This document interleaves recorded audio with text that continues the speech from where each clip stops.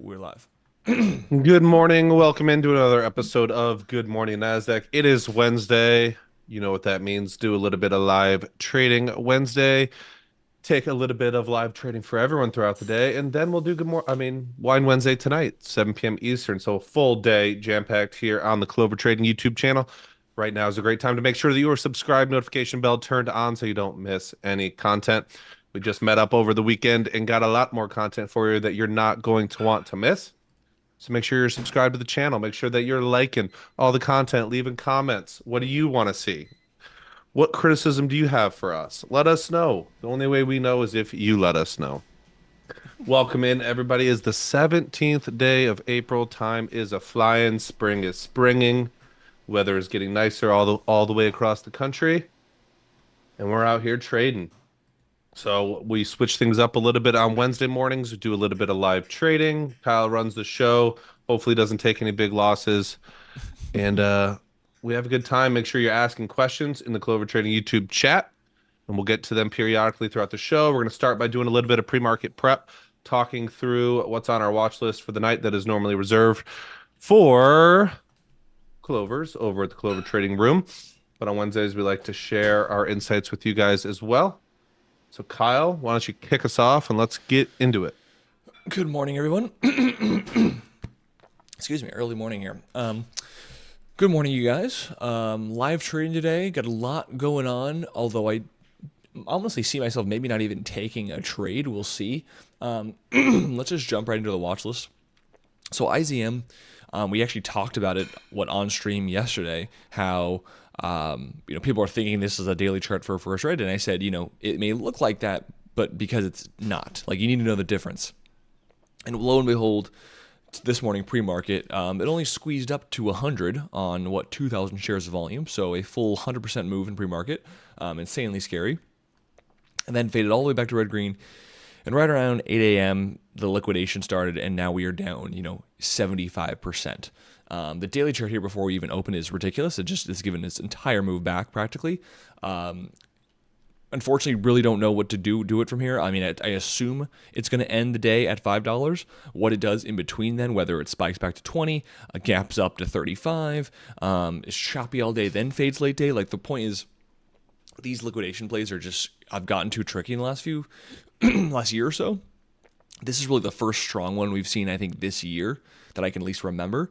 Again, the objective and the ending is always the same. This will probably be in single digits.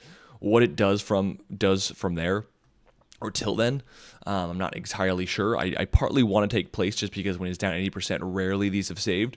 But I want to kind of get confirmation of that. So I do want to wait for the open. And if out the open this thing goes straight to $5, then so be it, right?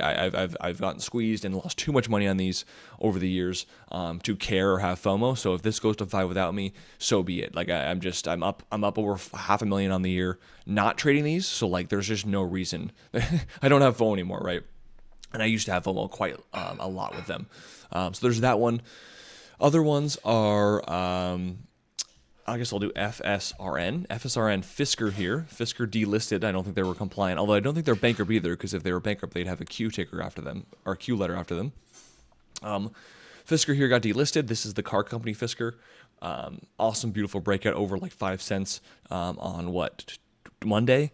Into Tuesday, another great day. We're now on Wednesday. I don't feel comfortable chasing this. The run started at 3, the breakout's at 5. We're now at 9. Either way, both situations are extended.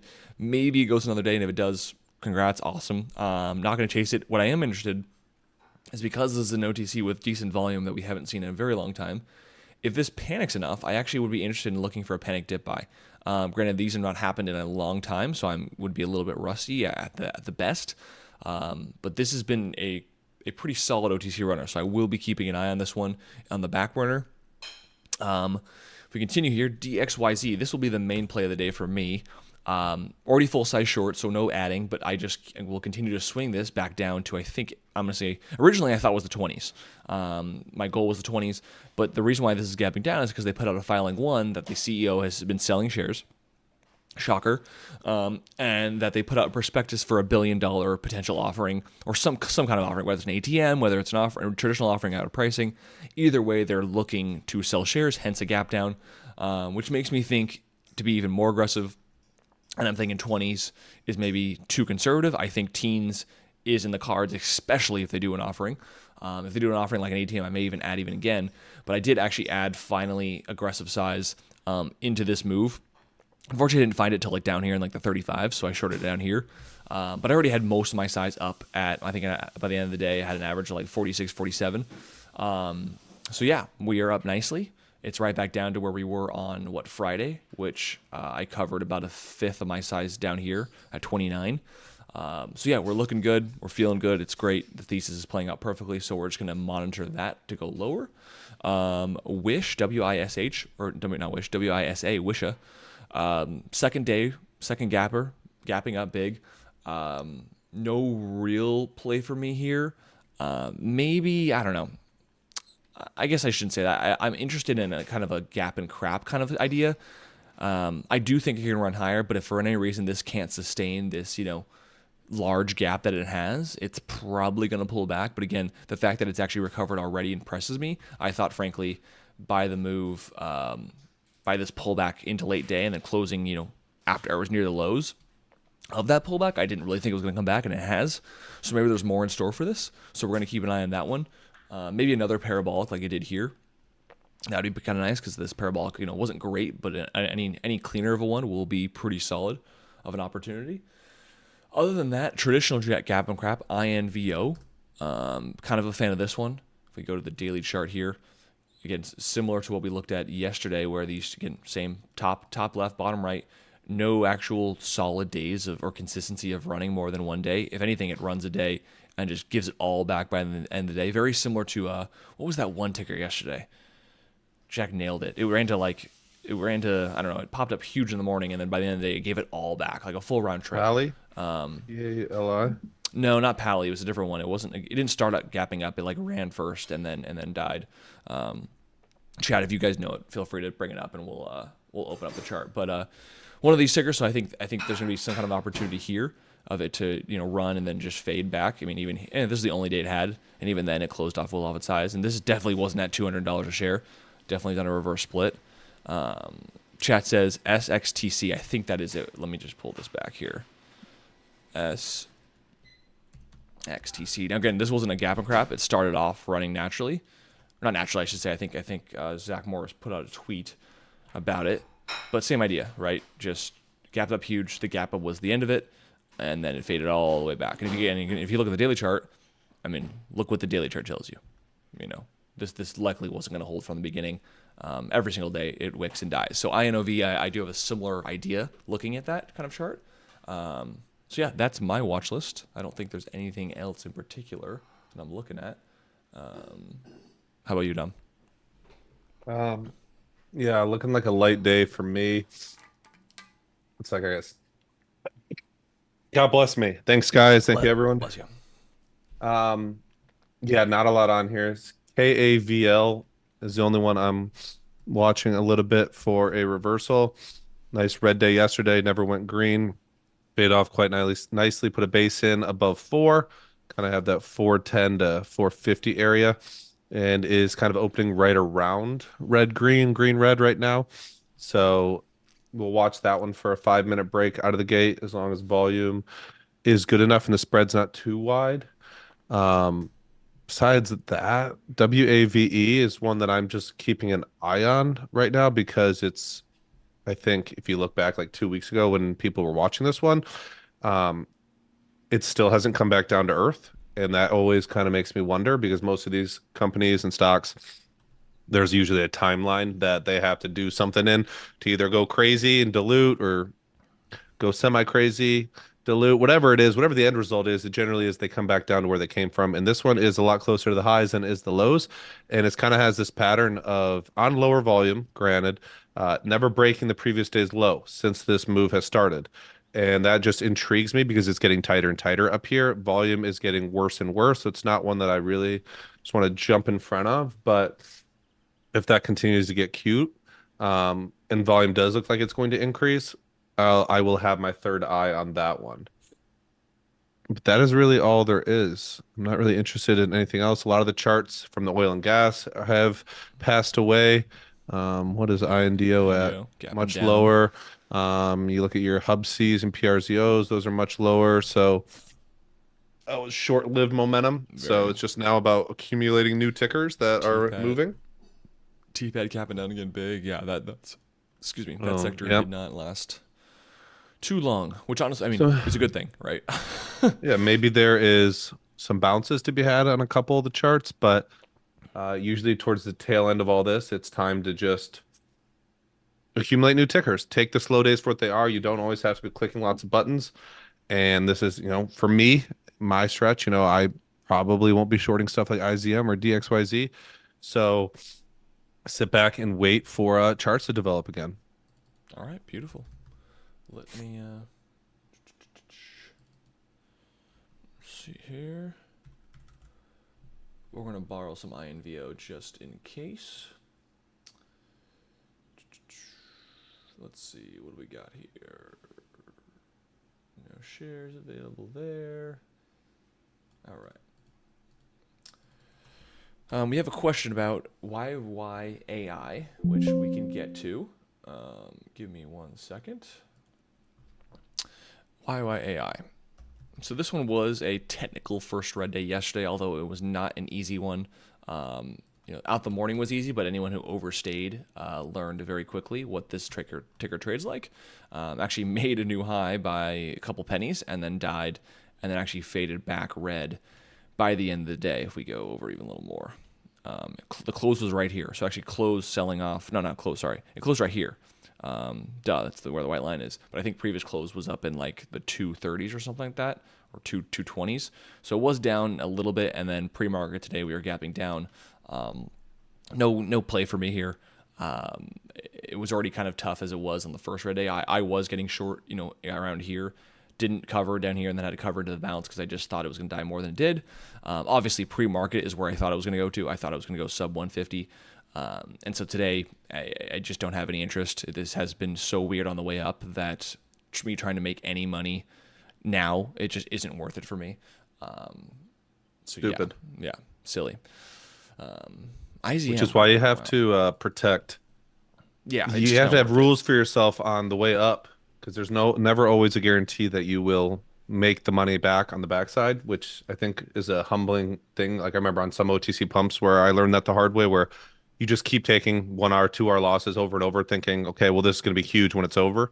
And you get to the end and you're like, oh crap, I'm left with this giant bag and the play's over. That happens. And that's a lot of my mistakes over the years come from fighting, thinking it's going to come back to me, and then I'm left with a full realized loss. So it's something I feel like you have to be aware of before it happens, because it Agreed. is a possibility. 100% agree. All right, we got 15 seconds here. Take a look at IZM, already down into sevens. Quite crazy. So unless this bounces, we'll go to 5 without me. No big deal. Really solid, like I said, first solid liquidation of the year. I don't think I remember any ones that really happened. Immediately halting down at 635. Which one? IZM. IBM? Yeah, it's going to halt.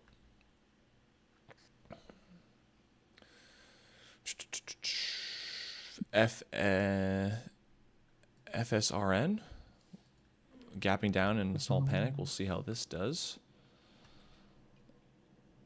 Again, even though I'm looking for a panic here, I don't think it's going to actually have a solid one. But we'll see. It's down 8%. I think I want like 20% or more. Oh my god. IZM is indicating $1. Really? Don't know if this is real or not, but if it is, that would be insane. To show you guys what I'm looking at here, let's pop this out real quick. Indication 110. That would be a first that I've seen. We'll keep this here just to keep things interesting. Let's bring this over a little bit.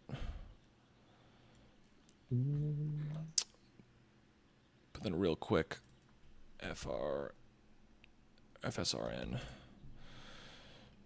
That looked a little good. Maybe I missed the dip by there, but I don't really want it in 3 candles. I want it like over like 10 to 20 candles if I had to be a little more picky about it.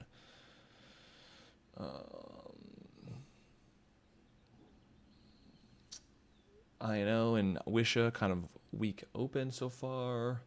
Why do you keep adding H's to it? I don't know. I'm just thinking Wisha. Wizza? Is it Wizza? It's Wizza. Wizza. Like a wizard. Wizard. Gosh, I got sniffles. Bless you. And there goes Cavill, but it still has a 18-cent spread. CA what VL? Or CAVL? KAVL. KA. Oh, yeah, duh. Cavill. Little spike. Yeah, just not. You can be aggressive and try for those and know that when it gets going, you're going to have a little cushion, but the bid is still plenty low. IZM, okay, we're coming back to life here. IZM indicating 360 now, so not as bad, or 250 now. It's going back and forth. Still pretty That's bad. redonkulous. Still 50% lower than where it halted. Pretty crazy. Oh, FS and our lower.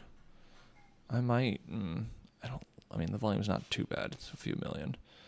You're not going to say you're going to panic dip buy, are you? If this goes sub 6, I might have to get a little interested. I feel like I'd only be interested in like 3. All out death. I just don't have the gene anymore. Like you have to have that gene of like buy. Yeah, once you feel like you're at the bottom, and I don't think I could do that. It's a different kind of play for sure, and I haven't done it in a while. So even if I did do it, it's gonna be small size because I already can see it. I'm rusty. I've been taking a play like this, and it hasn't even not even that I haven't taken. It hasn't showed up for me in since 2021, really. So it's been some time, and that's usually what happens. This is actually the longest they've been gone, right? Where they were gone most of like the 9 months of 2019 that we didn't play them, but they came back 2020. This one's been gone for well over a year now, so unfortunately, setups come and go. But all right, only 3 minutes in. Already feels like it's 15 minutes in. Not a whole lot going on. The volume on DXYZ is quite low. Makes me feel like it hasn't technically opened yet. Like volume's going to come in the next few minutes. Sometimes we have those like delayed opens, Yeah. This seems like one of them, but we are just back at the low 30s, which is great. I would not be surprised to see sub 30 today. Oh, there we go. Here's the volume. There we go. INVO halt up. Ooh. Right into that 250. We didn't really talk about gappers this morning, but this is one where percent-wise, I'm not interested in like a multi-month breakout because your key levels of 250 and 3 are very obvious. There's structure there, but I'd prefer it being at those levels at like 50 to 80% up on the day. 227 makes it tough for me to feel like it's going to be able to push and push and push and get to 300, 400% up on the day. Right. Cavill just a liquidly bouncing back, but up almost 10%. Yeah. It's annoying. It's tough to buy that. DJT, it's one ticker we didn't talk about, but I do technically have a chart of it. Crashing, burning. Will it have its, what is this? 1, 2, 3, 4. 75th red day in a row? Yeah. It's a couple small green days in between, but will it do it? Honestly, I'm kind of... What's the high a day? 24? Kind of silly. It's one of those things where it's like I honestly don't mind shorting at 23, risking $1 a share because this thing can go to like sub 20. But the problem is when you look at the daily chart, like me really shorting it of all days down here, if it's finally the day that bounces, I'm gonna be pissed, right? Like of all days I choose this day, and this is the day it bounces. But if it dies, then it's like, well, maybe I should have taken it. But so that's the tough part about these kind of ones.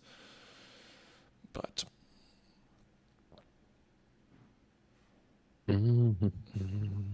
still halted IZM. IZM should reopen. Well, actually, no. It's going to take a while. It's already been over 5 minutes. DXYZ, a little bit of a spike. Probably shorts covering from chasing and having it not die as quickly as they want. That is all right once they're gone. Party will be over. Wizza, lower. See, when I don't put an H, it sounds like I'm doing a Z. Like it's a WIZA instead of S. Gappers are so wild. I just pulled that up and saw that it was back in the 10s, and then you say it's lower. I'm like, what? Yeah, huh? I thought that's why I brought it up because I was like, I literally just saw it at 10. I'm like, wait, we're at 9s. That was quick. FSRN did technically bounce, but like, yeah, this was not the dip I wanted. This is attempted, then lowered, then it went. That's how we take a loss. I would have 100%, back in 2019 or 2018, bought here, sold, and then missed the bounce. That's because that's what I did many times. That's how that went.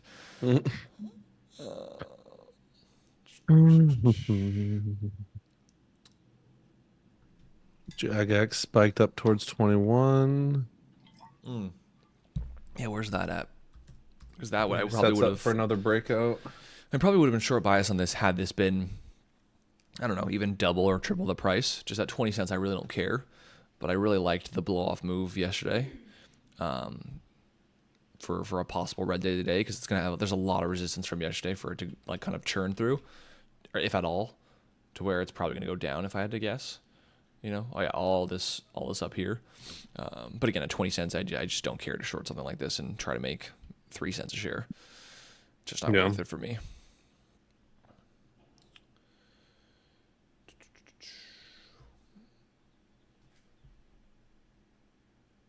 Let's see.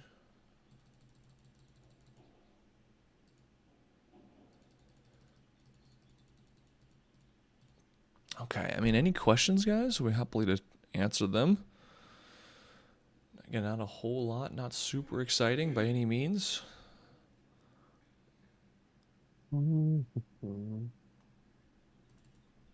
IZM indicating 450 now.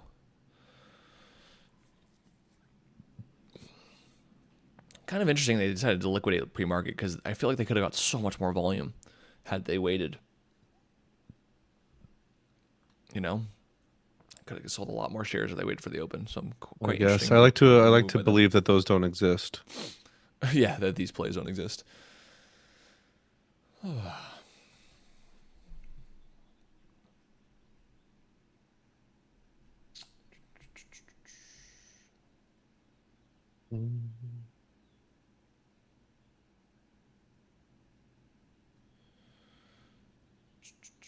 INVO open.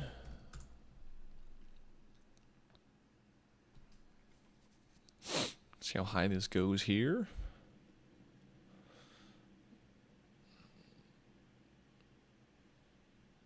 A ton of volume.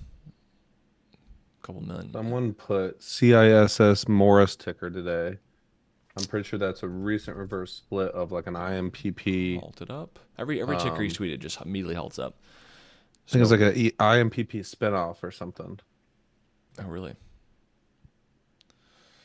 There's just no way to play them, personally, in my opinion. At least not. Maybe if you had an algo or you're first to his tweets. But otherwise, I mean, they happen immediately. Capping up 222. Okay. Let's go back to INVO. I want to see this. There you go. Higher? Wow.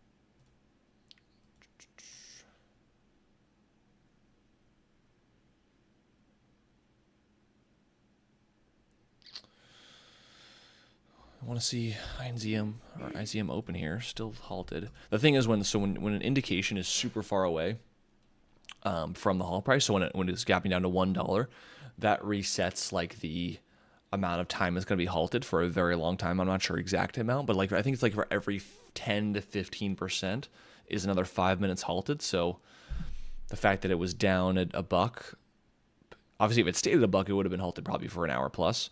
The fact that it's back at 460, I don't know if it means just the first indication sets the time or like where it stays at most. So at 476, we're down 30% ish.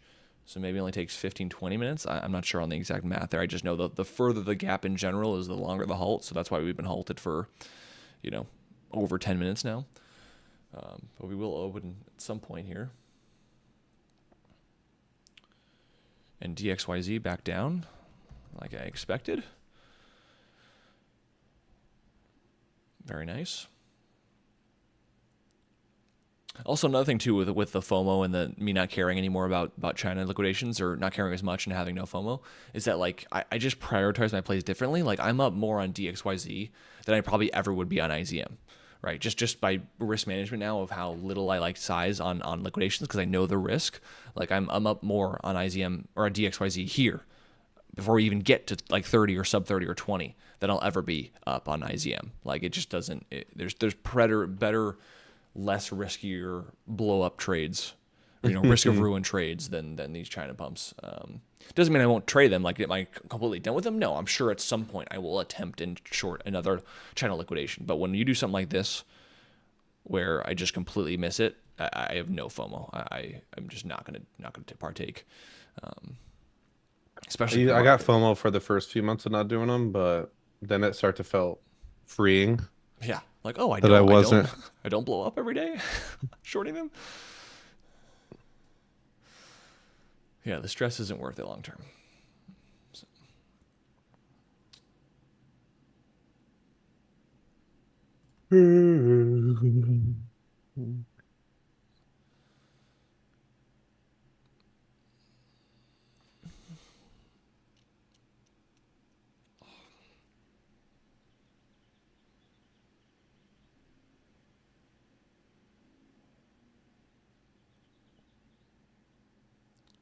DXYZ, pulling more.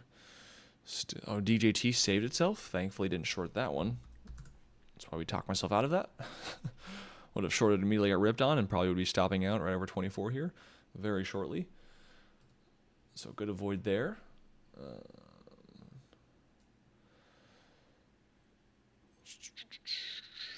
Trying to see if I'm pretty boring out there. Yeah, this is one of those days where like I'm not necessarily doing anything, so I feel like I should be doing something, and I'm like looking around like what's moving, should I be taking something?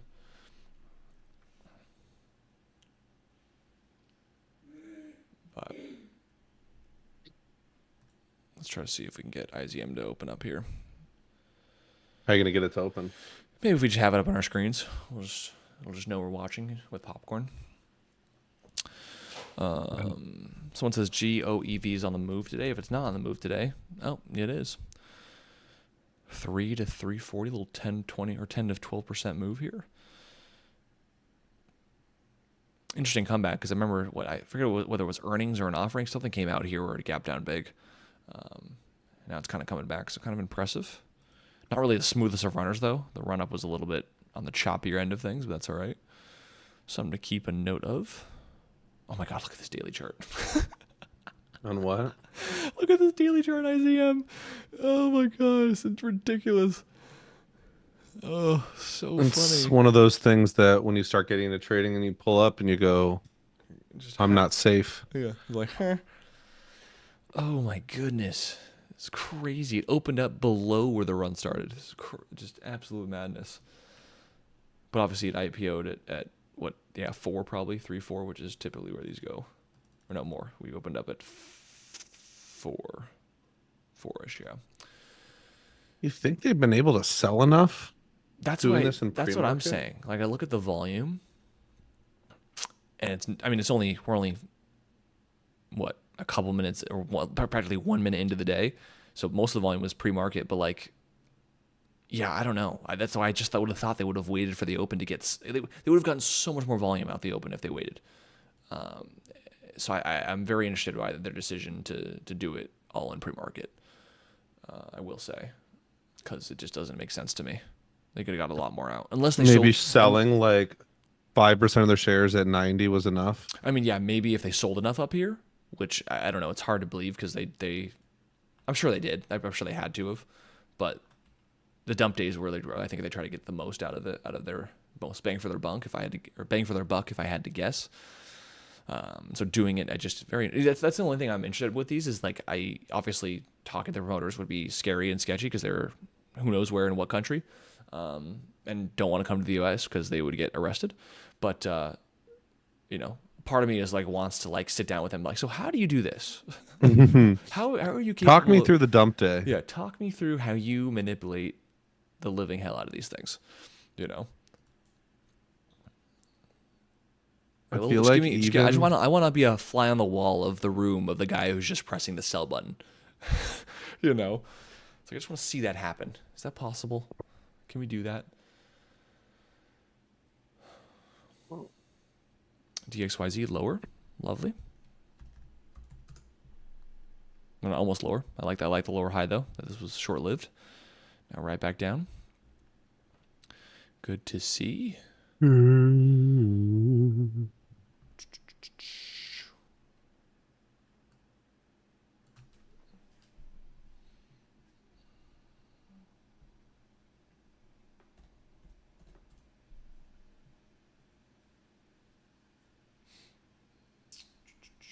check the room.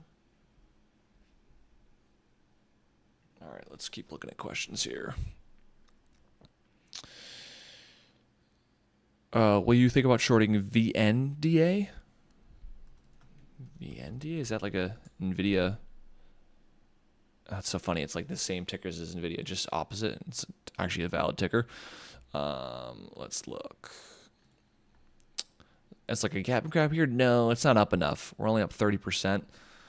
I mean, yeah, technically, if it went to red green, there's still a dollar share downside, but you got to be with the odds. And that most gap and grabs that do gap and grab, like, do not even go close to red green. So no, the 30%, I just don't think it's worth it. It's like the same way I said this the other day in a webinar. It was like the higher a gap, the more convicted I personally would be. Just because it's so much harder for a gap to sustain itself like that. It's no different than a first red day. If a first red day setup is on a runner that's up 2 days in a row, well, okay, that's enough. But like, if something's up 10 days in a row, like, I'm going to be way more convicted on that red day to possibly happen, right? Obviously not exact science, but hopefully you get what I'm saying, where it's like just the higher extended it is, whether it's in multiple days or a gap up or just percent from the lows, like that's what's important here. So 30% just doesn't, get me excited personally. INOV still going. Still going.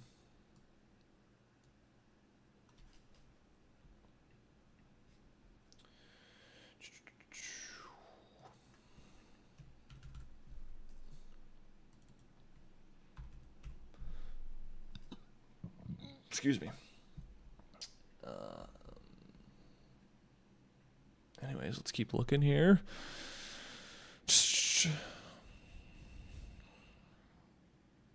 Never really shorted before. Anyone know good videos on shorting it on E-Trade? I don't. I would imagine there's videos on YouTube of it. However, it's also, you might not find a ton of resources in that sense just because E-Trade's not a hugely popular place to short. It's possible. They do offer share short from time to time, but it's not a big place to do it. If at worst case you ask them, I think people always hesitate to want to call their broker, but like, that's what they're there for. So, do not hesitate to call them and have them walk you through something, because they will help you. And if you do call them, actually ask them about this, which is, make sure you understand how they do their, IZM. Take a look for fun. Probably gonna halt down again. On the fours. Yeah, straight away. Maybe we bounce. But make sure you know how their interest works with E-Trade. The reason why I say that is that when you short something overnight, a broker will charge you like the overnight interest fee. But at E-Trade, what was this, 4 or 5 years ago? So they could have changed it. But if it's still the same, you're gonna want to know this. E-Trade charges you the interest the moment you take the trade. Like, that's their borrow fee. Because when you try to short at E-Trade, they won't have a borrow fee. And you're like, oh, it's free. But the reality is they will actually charge you the interest rate right then and there. So like, if the interest rate is, I don't know, let's just say 300%, and that's an annual or percent rate, so they're roughly going to charge you a percent a day. The moment you take that trade, they charge you a percent of the stock sticker. So if you're shorting a $5 stock, they immediately charge you 5 cents a share. And again, that's per time you take the trade. So if you shorted it once, covered, and then shorted it again, you're paying another 5 cents, right? So again, that was 2 or 3 years ago. So don't quote me on that, but just know that it might still be a thing. So if you do short with E-Trade, I would call them just to confirm that. And you need to call them because I don't know anymore. I'm just telling you what I did know years ago. And so for those reasons, I haven't shorted E-Trade, and I rarely used to do it ever, but I definitely stopped after learning that. because the I used to fees. check more often just because I feel like back in the day it was more often that they had of runners they had had shares. Hmm. But now if I want to short something, I just go to my short broker. Right. A little direct access, a little center point action. I also felt like back in the day when I only had an E-Trade account that when I finally wanted to short some, I would almost like, because there was a lack of borrows, find myself shorting stuff just because there was borrows. Even if it wasn't necessarily the time, because I'd be afraid they were going to run out. All right.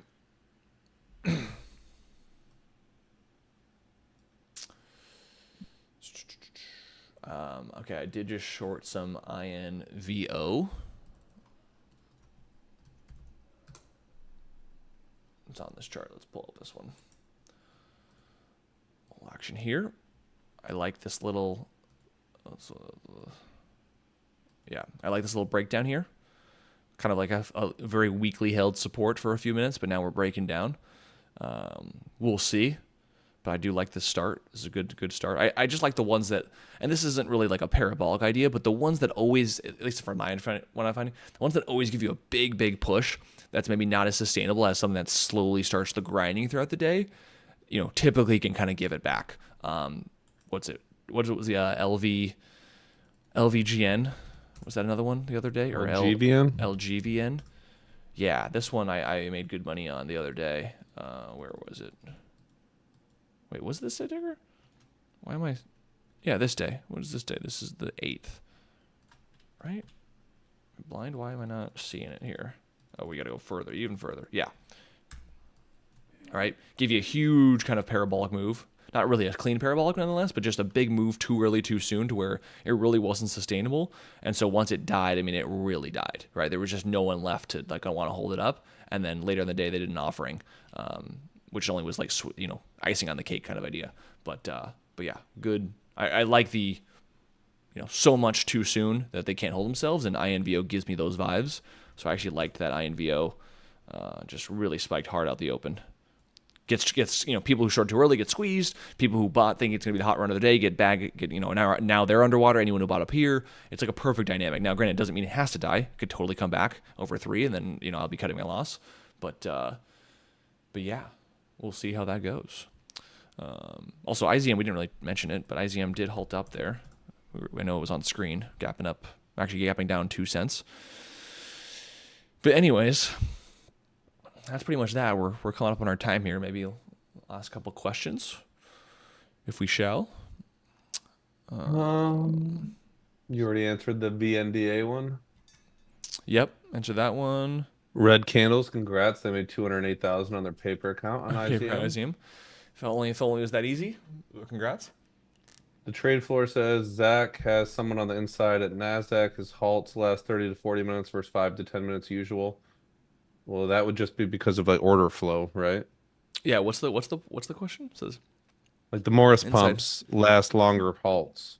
No, it's so what I was saying is before, same thing as IZM. The bigger the gap up or down of the halt, the longer it's going to stay halted. So like, and the bigger the gap up or down by the halt is based on the supply and demand, like the order flow that Dom's saying. So like, right, if what is CIS, the one's halted right now, it already reopened. If this had halted and then indicated like $4, a full 100% higher from 2, that's such a big gap up that they have to keep it halted longer to make sure they can find enough buyers and sellers to open it up. What was that one ticker? It also was a China pump that gapped up to 100 or to 500. Was it ZYJL? ZYJL, yeah. We go back here. They did a reverse split, or they did a split, so it did not go to 26. It went to 500. This day, actually, let's pull it up just because it's a really good lesson for everyone. 1218. Let's go to minute chart. We're going to go 1218 2023. 1218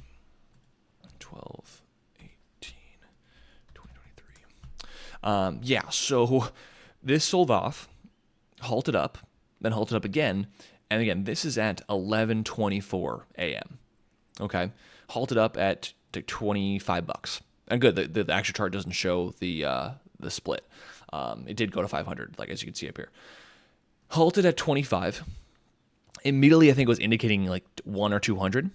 And so that's already a 3 to 4, 500% gap up. So right then and there, it was going to be halted for a very long time. But then the indication started going higher. I think it actually showed 500 at one point. So that was so many hundreds, if not 1,000 now percent plus higher, that this thing was not going to open until the market closed, and that's exactly what it did. You'll notice this candle is 4 p.m. So it literally halted and stayed halted for 4.5 hours because the gap up was so immense that they just literally kept it halted for as long as they could until after hours, which they don't keep things halted in after hours. So yeah, so don't think that like Zach has like someone on the inside halting it longer than he does. No, it's like if just enough people want to buy his tweet on whatever ticker, and there's enough demand that pushes the stock price up in an indication of a halt. The higher the halt is, the higher the indication is, the higher the halt's going to be. No different than why IZM, like we talked about earlier, stayed halted for a long time because it was literally went from 6 to indicating $1. Obviously didn't open there, but it was there for a little bit. So, but anyways, guys, that's all we got. I think let's do one more question. Or I guess we have two. Both are able to short ends just so quick. The breaking down, market or slamming it. So one question about my expectations on INVO and then about how I entered. INVO expectations here. If this really dies, I mean, I wouldn't be surprised to see it below 190s. It is still up 200%. Again, conviction-wise of how high of a gap it is. Either way, most of the selling, in my opinion, or typically is going to happen in the last hour, if not into the close. So I'd like to keep a hold of it longer. In terms of the entry, we can go back to show you the actual arrow. I'm not sure why. Let's see. There we go. In terms of the entry, no, I just had a limit order ready. I just knew if it broke down, these, not even this next necessarily wick, but just these, mid 250s, I wanted to be short. And so I had a limit order ready. And I just shorted it. I had my eye on it. I mean, if you go back and watch the recording, I had my charts like over here. I was like, that was, while I was talking, I had my finger on the trigger, my eye on it. So it just, I've been doing it too long to not be prepared with a limit order ready to go. And all you gotta do is just click the button. So, You would have actually perfectly picked the first green day on DJT. Oh wow, yeah. See, this is why we do what I did, which is avoid it, because I would have been pissed. It'd been silly to chase it down here, and what do you know? Now we're actually green. I wonder how many people have been trying this every day for 2 weeks. Yeah, and now it's finally going. Look at that. Well, that's cool. But anyways, guys, thanks so much for tuning in. Any questions or comments we didn't get to, feel free to join us on a Wine Wednesday tonight at 4 for me, 7 p.m. Eastern time. Me and Dom will be there. I believe Huddy will be there, but he's on a flight right now, which is why he couldn't make it this morning. So that's A-okay. Otherwise, hope you guys enjoyed the video. Make sure to like and subscribe. 4-Leaf Clovers, you had a webinar yesterday with Dom and Huddy. I heard that went well. Another webinar with me tomorrow at close. And without further ado, everyone have a great day. We'll see you guys next time. Peace. Sounds good. Thanks, guys. Later.